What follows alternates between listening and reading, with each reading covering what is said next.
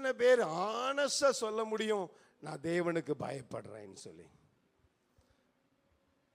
எத்தனை பேர் உண்மையா ஆண்டவருக்கு முன்பதாக மனுஷன் முகத்தை பார்க்கிறான், இருதயத்தை பார்க்கிற ஆண்டவருக்கு முன்பதாக எத்தனை பேர் சொல்ல முடியும் நான் ஏசாமிக்கு பயப்படுறேன், பரிசுத்த தேவனாகிய கடவுளுக்கு நான் பயப்படுறேன்னு சொல்லி எத்தனை பேர் சொல்ல முடியும்? யோசிச்சு பாருங்க. ஒரு விஷயம் நம்ம சொல்லிடுவோம், நான் ஆண்டவருக்கு பயப்படுறேன்ப்பா, நான் ஆண்டவருக்கு பயப்படுறேன். இது வெறும் வார்த்தை. ஆண்டவருக்கு பயப்படுகிறவன், கர்த்தருக்கு பயப்படுகிறவன் எப்படிப்பட்ட அனுபவத்தை பெற்றுக்கொள்வான் என்று சொல்லி பரிசுத்த வேதாகமத்தில் இருக்குது.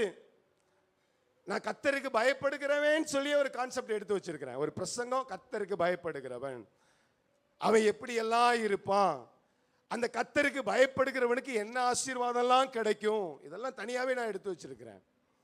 கர்த்தருக்கு பயப்படுகிறவன் வார்த்தையில சொன்னா போதாது, நாம் உண்மையாவே கர்த்தருக்கு பயப்படுகிறவனாக இருக்கணும். ஆமேன்னு சொல்லுங்க பார்க்கலாம்.